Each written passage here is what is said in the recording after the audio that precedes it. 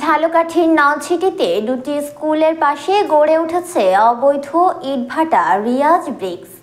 কালো ধোঁয়ায় ধূসন্ত চলছে স্কুল ঘেঁষে বেপরোয়া শব্দে চলা ট্রলিতে ব্যাহত হচ্ছে শিক্ষার্থীদের পাঠদান।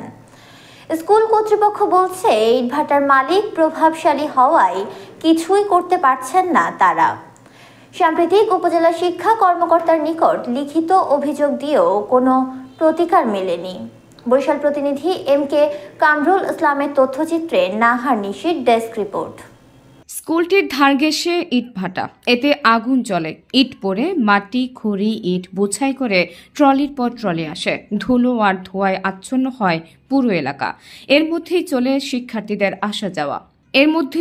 শিক্ষার্থীদের আসা যাওয়া, পড়াশোনা আর খেলাধুলা। উপজেলার সরই প্রাথমিক বিদ্যালয় থেকে 200 গজ ও মাটিভাঙ্গা মাধ্যমিক বিদ্যালয় থেকে কয়েক মিনিট হাঁটা দূরত্বে ফসলি জমিতে গড়ে উঠেছে রিয়াজ ব্রিক্স। নদী তীরবর্তী স্কুল দুটোর পাশে ফসলি জমি, আর সেই ফসলি জমিতেই গড়ে উঠেছে অবৈধ ইটভাটা। একে তো ফসলি জমিতে অবৈধ ইটভাটা, তার উপর স্কুলের পাশে। নলছিটিতে নিয়মনীতি তোয়াক্কা না করে অবৈধভাবে ঘনবসতিপূর্ণ আবাসিক এলাকা, শিক্ষা প্রতিষ্ঠানের আশেপাশে ও ফসলি জমিতে স্থাপন করা হয়েছে এমন কয়েকটি অবৈধ ইটভাটা। এসব ইটভাটায় প্রকাশ্যে পোড়ানো হচ্ছে কাঠ। এতে স্বাস্থ্য ঝুঁকির পাশাপাশি মারাত্মক হুমকির মুখে পড়েছে পরিবেশ। আইন অমান্য করে দিনের পর দিন ইটভাটায় কাঠ পোড়ানো হলেও কর্তৃপক্ষের নীরব ভূমিকায় ক্ষোভ প্রকাশ করেছে স্থানীয়রা। আর নিবন্ধনবিহীন এই ইটভাটায় মাটি সংগ্রহ ও বিকৃত ইট সরবরাহ করতে স্কুলের সড়কে বেপরোয়া শব্দে চলছে ট্রলি। দিনব্যাপী চলা এসব ট্রলির শব্দে অতিষ্ঠ শিক্ষার্থীদের অভিযোগ, কালো ধোঁয়ায় স্বাস্থ্য ঝুঁকি নিয়ে স্কুলে আসতে হচ্ছে তাদের। ইটভাটার জন্য আমাদের স্বাস্থ্যের ক্ষতি, তারপর লেখাপড়ার জন্য ক্ষতি হয়, ছোট বাচ্চাদের অনেক ক্ষতি হয়। ইটভাটার কারণে আমাদের শ্বাসকষ্ট হয়, আমরা পড়তে পারি না, বাচ্চারা স্কুলে আসতে পারে না। অতি দ্রুত তাড়াতাড়ি বন্ধ করে দেওয়া হয়। এই ইটের ধোঁয়ার কারণে আমরা স্কুলে আসতে পারি না, তারপর ছোট ছোট বাচ্চারাও আসতে চায় না। তার জন্য সরকারের কাছেও অনুমতি চায় এটা তাড়াতাড়ি বন্ধ। এ বিষয়ে উপজেলা স্বাস্থ্য কমপ্লেক্সের শিশু কনসালটেন্ট ডাক্তার মোহাম্মদ ফয়সাল হাসান ভুইয়া জানান, ইটভাটার ধোঁয়া ও ধুলাবালি স্বাস্থ্যের জন্য মারাত্মক ক্ষতিকর। ইটভাটা থেকে নির্গত ধোঁয়া ও ধুলাবালি শ্বাস প্রশ্বাসের মাধ্যমে মানব দেহে প্রবেশ করলে এজমা ও অ্যালার্জি হয়। ফলে ইটভাটার আশপাশে বসবাসরত মানুষের মধ্যে স্বাস্থ্য ঝুঁকি দেখা যায়। স্কুলের প্রধান শিক্ষক শিরিন আক্তার বলেন, ইটভাটা মালিক প্রভাবশালী হওয়ায় তারা কিছুই করতে পারছেন না। তবুও লিখিত আকারে জানিয়েছেন উপজেলার শিক্ষা অফিসে।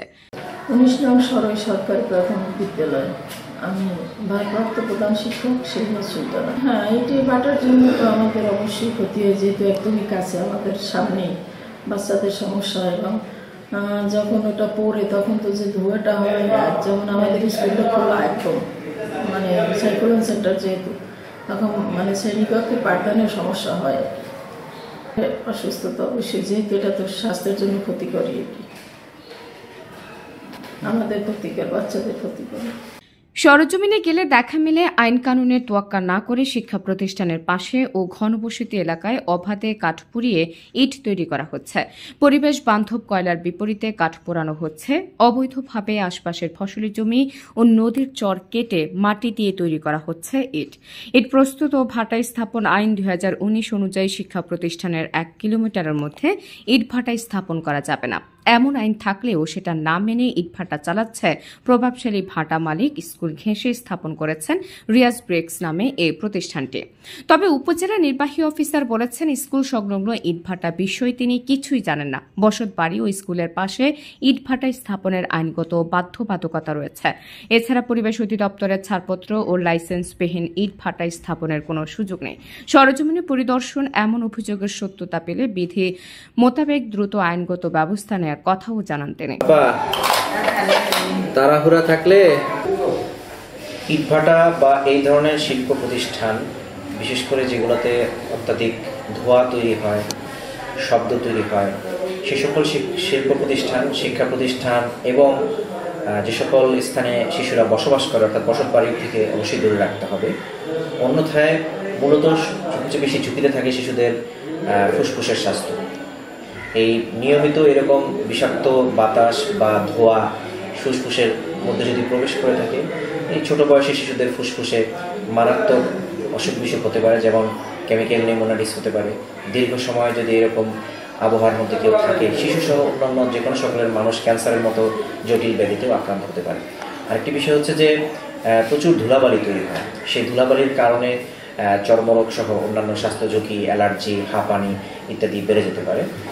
আর শব্দ যেখানে তৈরি হয়, সেখানে যদি শব্দও তৈরি হয় ইটভাটার প্রোডাকশনের জন্য, মালামাল আনার জন্য, বড় ভারী গাড়ি আসা যাওয়ার জন্য, সেই ক্ষেত্রে শব্দ দূষণের কারণে শিশুদের শ্রবণ শক্তি কমে যেতে পারে, এমনকি বধিরও হয়ে যেতে পারে। সেজন্য শিশুর বসবাসস্থল বা শিক্ষা প্রতিষ্ঠানের অতি সন্নিকটে নির্দিষ্ট দূরত্বের আগে কখনোই ইটভাটা বা এই জাতীয় কোনো শিল্প প্রতিষ্ঠান রাখার কোনো সুযোগ নেই।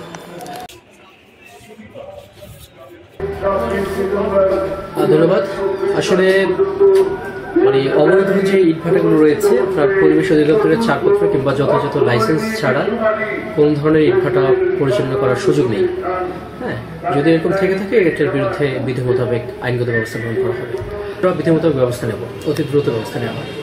আর আপনার কোনো বিদ্যালয় কিংবা এরকম বসবাসের যে বসতবাড়ি রয়েছে, হ্যাঁ, এই সকল জায়গার পাশে কিংবা একটা নির্ধারিত আছে, যে দূরত্ব আছে, যার মধ্যে 1 কিলোমিটার কিংবা এরকম পেরিফেরি রয়েছে, যার ভিতরে আপনার কোনো ধরনের ইটভাটা তৈরি হওয়ার কোনো সুযোগ নেই।